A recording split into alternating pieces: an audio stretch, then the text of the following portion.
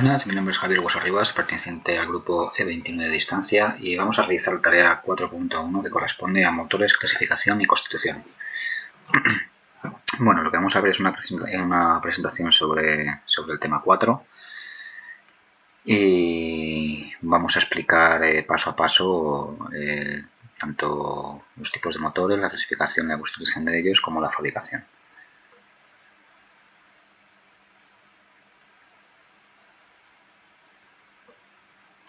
Las partes de un motor. Bueno, como podemos ver aquí, tenemos un motor abierto, por así decirlo, en el que lo primero que vemos cuando lo abrimos es una parte que está pegada a la carcasa, que se llama estator, y esta es una parte fija. Seguidamente vemos en la ilustración, lo que vemos es el rotor, que es la parte móvil que gira dentro del estator, ¿vale? Y es este movimiento lo que produce la energía para poder mover el eje. Aunque aquí en esta diapositiva no viene indicado, entre el rotor y el estator hay una parte que se llama entrehierro.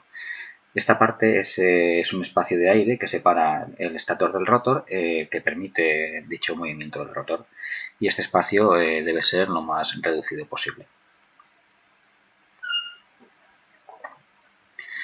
En los tipos de motores eléctricos tenemos dos tipos de motores, los que son de corriente continua y los que son de corriente alterna. Dentro de los de corriente continua tenemos de excitación independiente o compound y excitación en serie o en paralelo. Y dentro de los motores en corriente alterna tendríamos dos tipos, los monofásicos y los trifásicos. Dentro de los monofásicos y de los trifásicos tenemos tanto síncronos como asíncronos. En los monofásicos se pueden encontrar motores de bobinado auxiliar, de espiral en contracircuito, universal, y dentro de los trifásicos podemos encontrar de rotor bobinado o de rotor en contracircuito, que se conocen más comúnmente como jaula de ardilla. Vamos a ver cuál sería el proceso para fabricar un motor eléctrico. Lo primero, la primera fase que vemos es la de desarrollo de los datos que vuelcan los equipos comerciales sobre los desarrolladores o diseñadores de motores. Se hace un diseño electromagnético donde ver las cargas eléctricas del generador y luego el diseño mecánico. El tiempo de estos dos procesos suele variar entre 1 y 3 meses para cada diseño.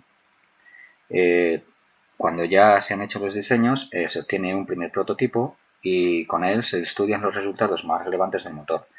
Después se harían los ajustes en el programa de elementos finitos o de la parte mecánica si hubiera que afinarlos.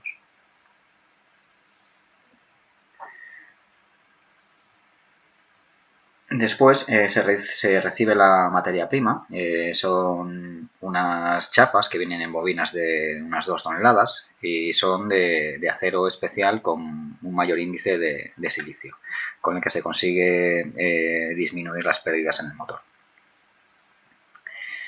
Luego estas chapas se troquelan y se hacen más finas. Porque al tener menos espesor, pues estas chapas lo que hacen es tener menos pérdidas energéticas. Por eso no se hacen en bloques. Estas chapas estos bloques suelen ser compuestas de 80 a 200 láminas. Las piezas luego son usadas en el estator y otras en el rotor. El estator, como hemos dicho antes, es la parte externa del motor y la parte fija y bobinada. Y el rotor es la parte interna y móvil del motor. Puede estar bobinada de cobre, de aluminio o imanes permanentes, que es lo más novedoso actualmente. Después se forma un bloque con las láminas troqueladas y para motores de imanes permanentes, como es el que vemos en la imagen, primero se introducen los imanes en el bloque rotor. Son imanes de dionimio y disproxio y se consigue mayor densidad de corriente que en el motor y aumentando la potencia del motor un 25%, con el mínimo tamaño respecto a motores con bobinados de cobre o aluminio fundido. Dependiendo del motor, los imanes oscilan entre 80 y 240 por rotor.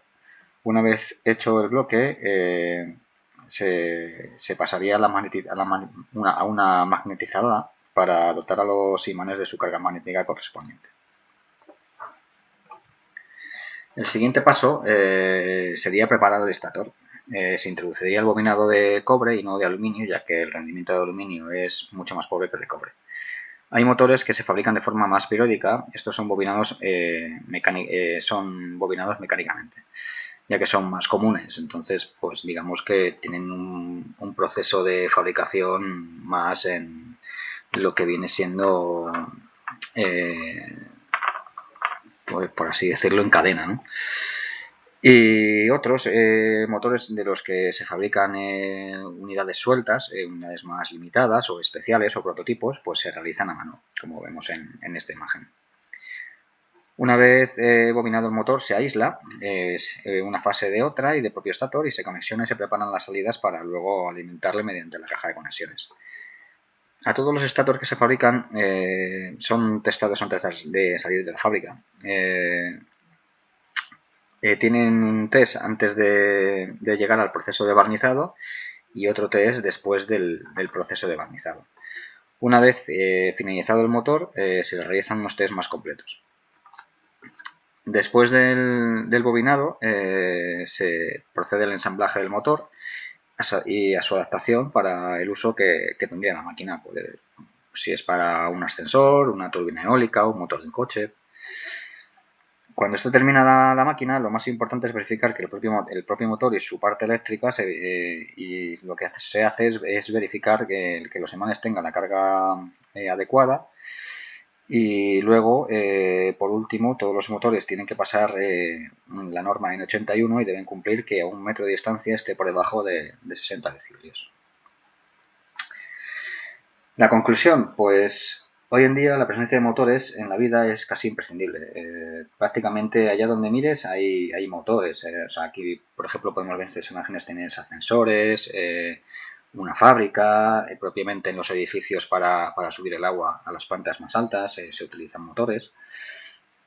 Y es que gracias a ellos somos capaces de facilitar nuestro trabajo, también de generar electricidad, como por ejemplo podemos ver aquí en un molino eólico, también para procesar alimentos, como esta máquina de aquí que tenemos a la derecha para moler el grano, o para transportarnos, como pueden ser los que están tan de moda ahora mismo, los coches eléctricos.